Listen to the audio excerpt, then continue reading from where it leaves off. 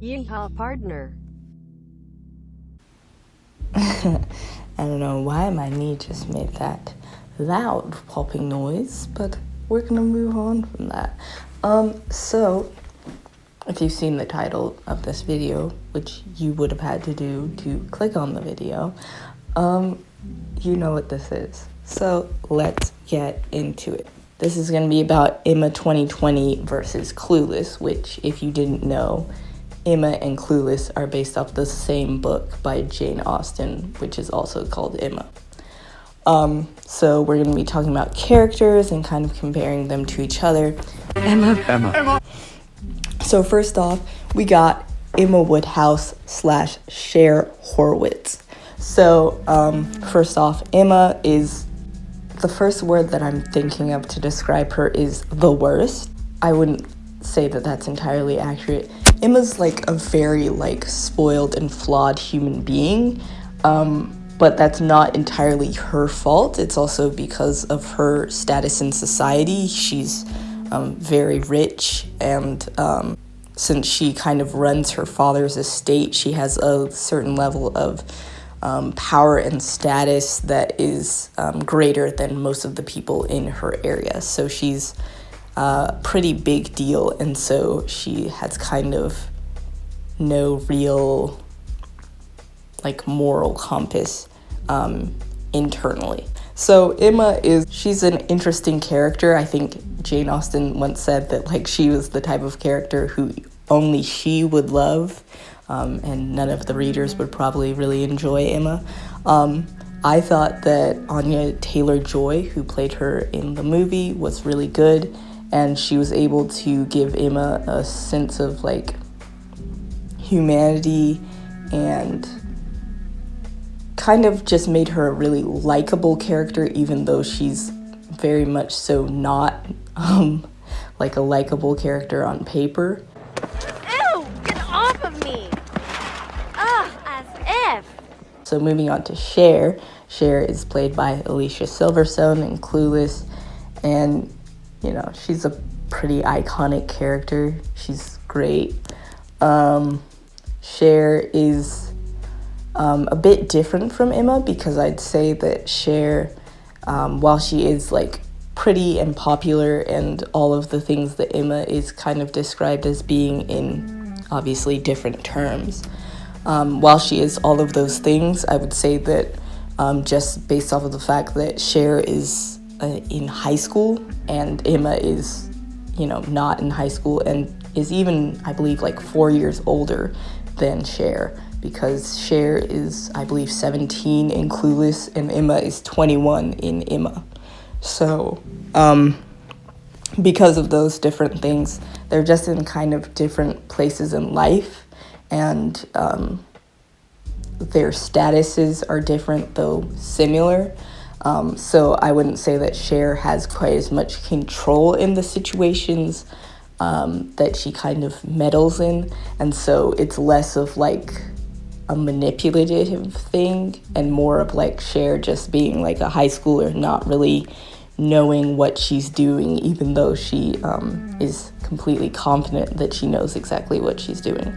So I would say that Cher is the winner of that round, just because she's such an iconic character. She's, so memorable. She has so many great lines. And so, if the government could just get to the kitchen, rearrange some things, we could certainly party with the Haitians. All right, next up, we're going to talk George Knightley, Emma's love interest, versus Josh Lucas, which I did not know that was his last name.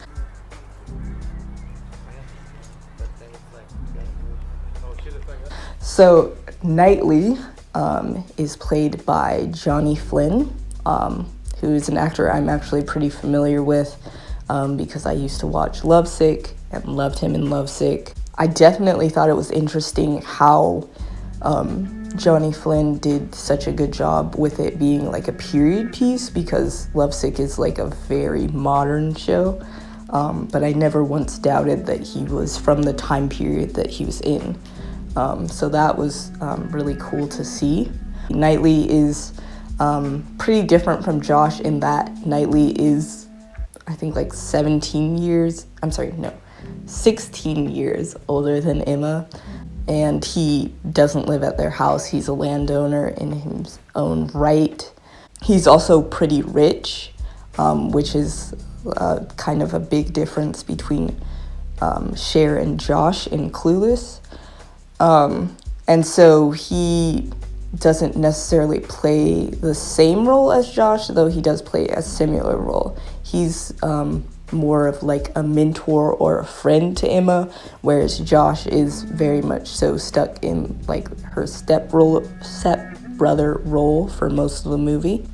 So moving on to Josh. Josh is played by Paul Rudd, everyone's favorite guy. You know you're gorgeous, all right?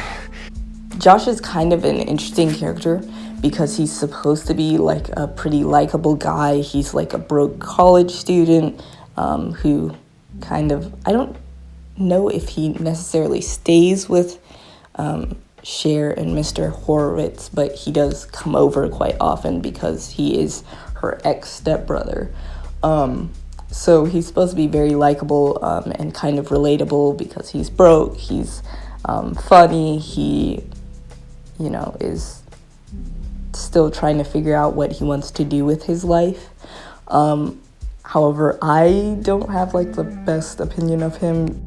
First off being the fact that he is Cher's ex-stepbrother and he starts dating her, which is a little bit weird. Also the fact that he's in college and is dating a high school senior. That was not super cool.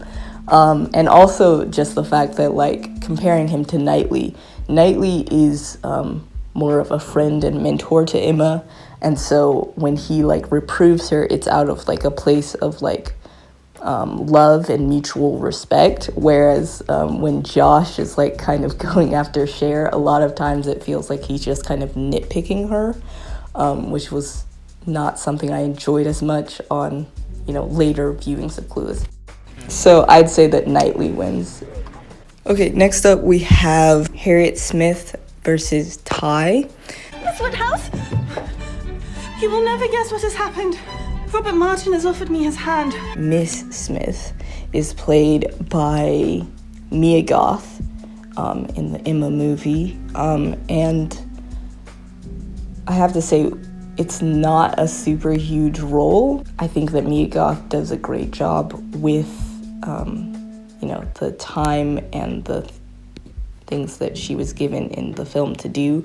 But to be quite honest, Miss Smith is very much so a secondary character, and all of her story arcs are very closely connected to Emma. So, you know, there's not a ton that I have to say about that character. How do you like California? Man, I'm freaking. I could really use some sort of an herbal refreshment. So Ty Frazier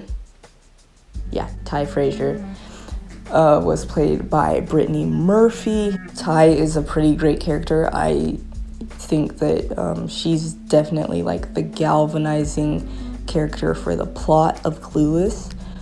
Before that, you kind of just get Cher's backstory a little bit. And so Ty definitely brings a lot of the story into motion. I also think that she's a character who has agency beyond Cher. So I would say that Ty wins that round. Wow. You guys talk like grown-ups. So next up we have Mr. Elton versus Elton Tiscia. I believe that's how you pronounce his last name, but I feel like his last name was only used like once in Clueless, so I'm just gonna call him Elton. In this time of man's great innocence. So Mr. Elton is played by Josh O'Connor. I believe I've seen him in like one other movie, but I'm not super familiar with his work. Also, the movie I saw him in was like definitely a more serious movie, so it was interesting to see him in this comedic role. He's basically the pastor of their church, which you would think wouldn't have a lot of chances to be funny, but even like the little lines that he had were just delivered in such a funny way that like I started laughing basically whenever he came on screen. Any comments? Elton? My foot hurts. Can I go to the nurse?